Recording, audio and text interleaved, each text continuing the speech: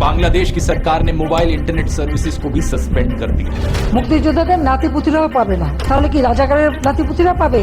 इस तरीके का लो लेवल आर्ग्यूमेंट एक प्रधानमंत्री को सूट नहीं करता। बांग्लादेश की प्रधानमंत्री शेख हसीना को अब प्रोटेस्टर्स डिक्टेटर करके भी पुकार रहे हैं।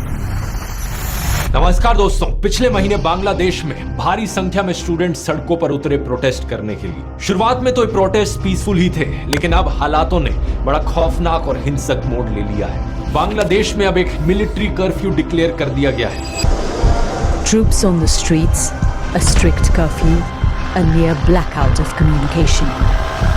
देश भर के स्कूल्स और कॉलेजेस को शट डाउन कर दिया गया है और बांग्लादेश की सरकार ने मोबाइल इंटरनेट सर्विसेज को भी सस्पेंड कर दिया।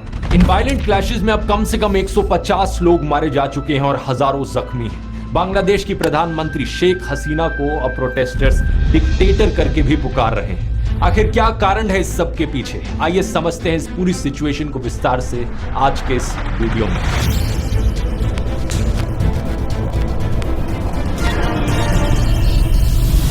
इन प्रोटेस्ट के पीछे सीधा कारण है दोस्तों रिजर्वेशन। बांग्लादेश का यूथ प्रोटेस्ट कर रहा है इनकी सरकार के कोटा सिस्टम के खिलाफ। वो कोटा सिस्टम जिसके अनुसार 56% नौकरियां बांग्लादेश के पब्लिक सेक्टर में रिजर्व्ड हैं अलग अलग सेक्शंस ऑफ सोसाइटी के लिए। इसका मतलब सिर्फ 44% ऐसी नौकरियां हैं जहां पर मेरिट के बेसिस पर नौकरी मिल सकती है। ये सिस्टम इंडिया से काफी अलग है क्योंकि यहां पर मेजॉरिटी रिजर्वेशन कास्ट के बेसिस पर नहीं बल्कि फ्रीडम फाइटर के बेसिस पर हो रही है। इसे बेहतर समझने के लिए हमें थोड़ा बांग्लादेश की हिस्ट्री में जाना होगा। आजादी मिलने से पहले जैसा कि आप जानते ही होंगे, बांग्लादेश पाकिस्तान का एक हिस्सा हुआ करता था। उस वक्त इसे ईस्ट पाकिस्तान करके बुलाया जाता था और आज के दिन के पाकिस्तान को वेस्ट पाकिस्तान कहा जाता था। उस जमाने में ईस्ट पाकिस्तान के खिलाफ सोशल डिस्क्रिमिनेशन। तोरा क्या है, संभल के खेलना है सब लोगों को, ठीक है? तो ओ भाई, ओ यार भाई देख रहे हो, आज के दिन के पाकिस्तान को वेस्ट पाकिस्तान कहा जाता था। उस जमाने में ईस्ट पाकिस्तान के खिलाफ सोशल डिस्क्रिमिनेशन हुई। मेजॉरिटी लोग यहाँ पर बंगाली बोलते थे और 10% से भी कम ऐसे लोग थे जो उर्दू भाषा में बात किया करते थे।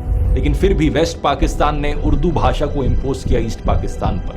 इसके अलावा इकोनॉमिक डिस्क्रिमिनेशन हुई। देश के 59% एक्सपोर्ट्स ईस्ट पाकिस्तान से आते थे, लेकिन सिर्फ 25% इंडस्ट्रियल इन्वेस्टमेंट्स ईस्ट पाकिस्तान के पास जाती थी। नवंबर 1970 में जब भोला साइक्लोन आया, एस्टिमेटेड 3 लाख लोग मारे गए ईस्ट पाकिस्तान में। One of the deadliest tropical cyclones पिछली सेंचुरी का।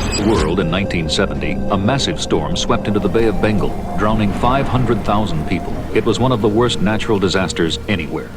लेकिन वेस्ट पाकिस्तान ने कोई ज्यादा एफर्ट नहीं किया रिलीफ प्रोवाइड करने में यहाँ के लोगों को। और इतना ही नहीं, पॉलिटिकल डिस्क्रिमिनेशन भी हुई। साल 1970 की इलेक्शंस में ईस्ट पाकिस्तान के पास 162 सीट्स थी, वेस्ट पाकिस्तान में 138 सीट्स थी। वेस्ट पाकिस्तान में लोगों ने अलग अलग पॉलिटिकल पार्टीज के लिए वोट किया, लेकिन ईस्ट पाकिस्तान में ओवरवेलमिंग मेजॉरिटी वोट्स गए सिर्फ अवामी लीग पार्टी को, जिसे लीड किया जा रहा था शेख मुजीबुर रहमान के द्वारा। इस इलेक्शन रिजल्ट का नतीजा यह होता कि अवामी लीग दोनों ईस्ट और वेस्ट पाकिस्तान पर गवर्न करती, लेकिन वेस्ट पाकिस्तान की जो मिलिट्री थी वो बिल्कुल ये नहीं चाहती थी।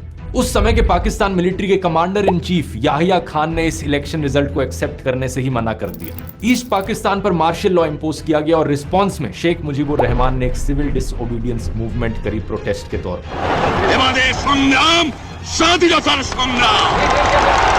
इसी समय वेस्ट पाकिस्तान की मिलिट्री ने बड़े भारी स्केल पर अत्याचार किए ईस्ट पाकिस्तान के लोगों के खिलाफ। शेख मुजीबुर रहमान को अरेस्ट किया गया और लाखों लोगों को मारा गया। एक जेनोसाइड हुआ ईस्ट पाकिस्तान में। करीब 1 करोड़ लोगों को रेफ्यूज लेनी पड़ी इंडिया में। अप्रोक्सीमेटली 50% पॉपुलेशन ईस्ट पाकिस्तान की इंटरनली डिस्प्लेस हो गई इसकी वजह से।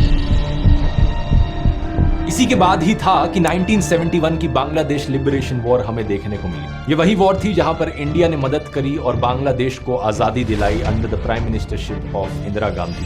Mujibur Rahman, the leader of East Pakistan, declared the region an independent republic, which he said will be called Bangladesh, the land of the Bengalis. East Pakistan में जिन लोगों ने आजादी की ये लड़ाई लड़ी, जिसकी वजह से बांग्लादेश एक आजाद देश बना, ये फ्रीडम फाइटर्स हुए। यही फ्रीडम फाइटर्स आज की सिचुएशन में रेलेवेंट हैं इस कोटा सिस्टम की वजह से, क्योंकि दोस्तों बांग्लादेश के इस कोटा सिस्टम में 30% जॉब्स को रिजर्व किया गया है फ्रीडम फाइटर्स के डिसेंडेंट्स के लिए।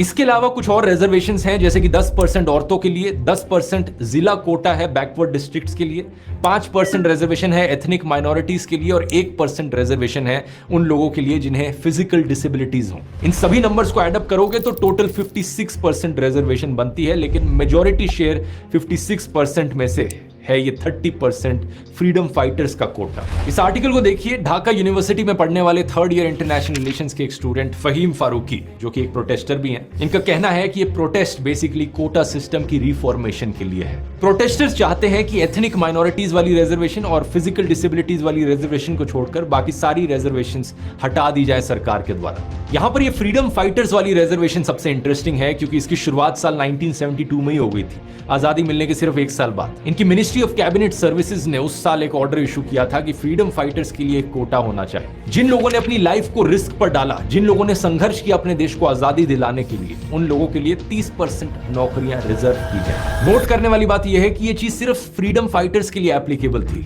बाद में जाकर 1997 में इस कोटा को एक्सटेंड कर दिया गया कि फ्रीडम फाइटर्स के बच्चों के लिए भी ये रिजर्वेशन दी जाए, और 2010 में फिर कहा गया कि उनके बच्चों के बच्चों के लिए भी ये रिजर्वेशन दी जाए। हालांकि एग्जैक्ट कोटा बाकी और कैटेगरीज के लिए चेंज होता रहा ओवर द इयर्स, लेकिन इन द एंड यही हुआ कि टोटल परसेंटेज 56% तक पहुंच गई। 2010 के इस ग्रैंड चिल्ड्रन वाले फैसले